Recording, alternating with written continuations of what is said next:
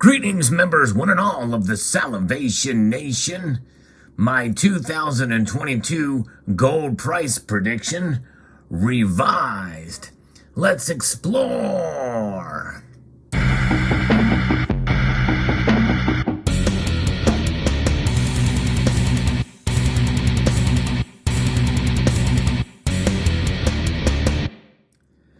It's not very often that I can actually say that I was right on a price prediction. I've not had a very good track record over the last year or so, kind of when I started doing these things, but these are just semi-educated guesses.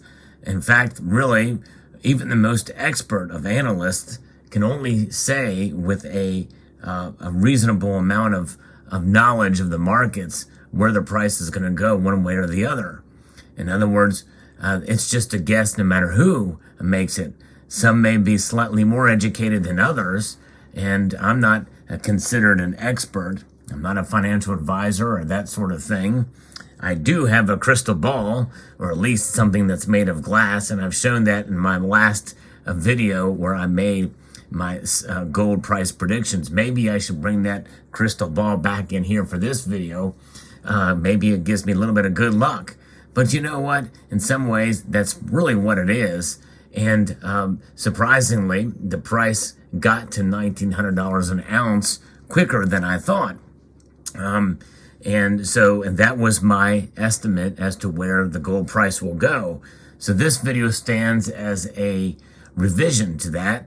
And since we already met $1,900 an ounce, maybe I have the freedom to go ahead and make another prediction.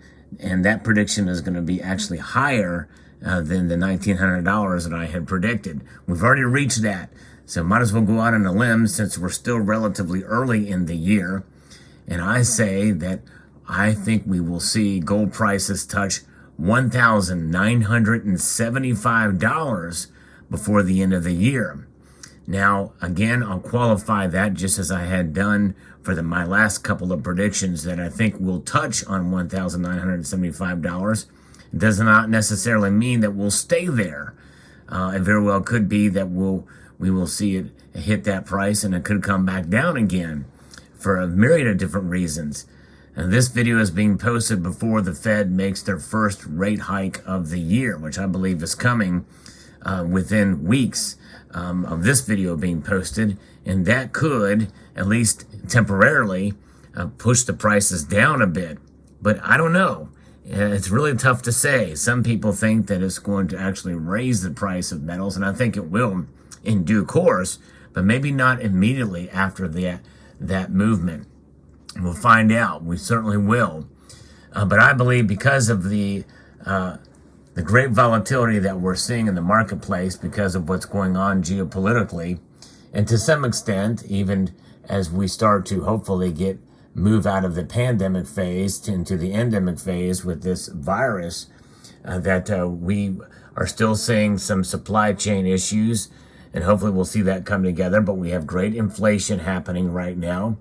And so therefore, I believe we are going to see the metals take a move in an upwards direction because of this volatility, because of what's going on between Russia and Ukraine. And there has been some dramatic events that have occurred in relation to nuclear weapons and the threat of those use of those weapons. And so therefore, I believe that is something that's going to rattle the marketplace in general and could potentially lead to not just that event right now that is occurring as of the recording of this video, but other things and other factors that could come into play, because no one knows exactly how war is going to turn out. And could this become a broader regional conflict with not just between two nations, but other nations getting involved militarily? There's some unknown factors that could come into play that could dramatically affect all the markets, not just gold and silver.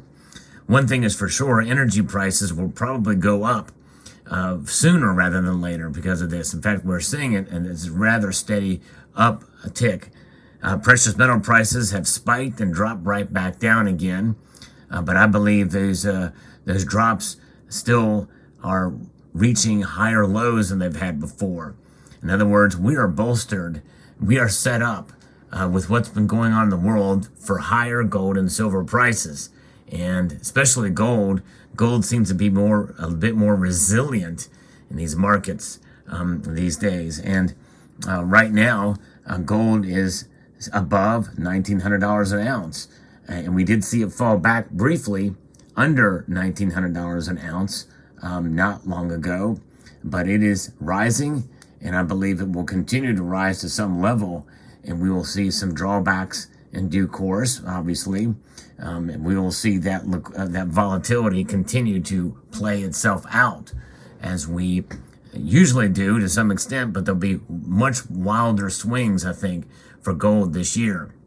In the end, and throughout the course of these wild swings, we are going to see it move up, I believe, to $1,975 an ounce. And so that's why I'm revising my prediction, because of these wild swings we've been seeing to the upside for gold. And I believe there's more to come. There's more uncertainty to come in the marketplace. And that's why metals react. The dollar index, obviously, is something that's going to push it back the other way, because I believe as the ruble gets weakened greatly, and it has been, you are going to see, again, the dollar strengthen. And other currencies may be strengthened, and some other currencies may be weakened during that time. But the dollar is the cleanest of the dirty shirts in the laundry pile, so to speak, as we assess the situation with what all governments are doing with easy money policies, modern monetary theory, as we start to look at the horizon for central bank digital currencies, which is a scary proposition considering how they want to tie ESG to it. And as we see more and more talk of that from economic meetings, the Economic Forum and Davos and the like, and the G8, the G7 now, a meeting to talk about other factors and other things, these new currencies that will be developed in these nations, or maybe even spearheaded by the IMF, the International Monetary Fund, which essentially means that potentially we could come to a situation in a couple of years where you have all these central bank digital currencies that are tied to a blockchain or a digital ledger system that tracks all these things from the central planners of the IMF, or essentially the UN. And how scary would that be? Think about all the things they can do to track you from the government and from these central bankers. Already, as we know, many transactions are digital. Most transactions are digital, even if you use cash to some extent. Just depends on how these transactions are reported by the institutions at the point of sale. Regardless, we are moving in a digital age naturally anyway. So these transactions can be tracked to some level already. It's just that these transactions are not being policed. That's the difference. Policing of transactions. You'll see much more of that under an ESG environment with relation to central bank digital currencies. And they will be able to freeze your assets much easier and quicker and than they already are now and already doing in Canada. A pretty scary proposition, which means that there's going to be greater demand for assets that are not on the grid. And gold and silver are examples of those. Gold especially, where you can hold a lot of wealth in a small space. And so that's why I'm bullish overall on gold. And now I'm bullish beyond what we started seeing with the price movement already this year. Early this year, it has already reached what my prediction was, $1,900 an ounce. And there's a lot more time left before the year ends. So I'm taking the liberty to make another video to revise my prediction. Now, I would not do this if I was wrong, because to this point, because we still have a lot of time left before the year ends. Being already right this early on kind of leaves me a little bit of flexibility to make this revised prediction. So therefore, because of that, that means I am essentially putting myself out there and risking being wrong the second time, which would, in a sense, negate my first prediction because I'm revising that prediction. So let's say the gold ends up the year below $1,900 an ounce. That would probably means that my second prediction negates my first prediction and I can be wrong for the whole year. But it's fun. I don't take myself too seriously. I very well could be wrong and I might be right. But in the end, we're all just pawns in this game of life, and you might as well have a little bit of fun while we're at it.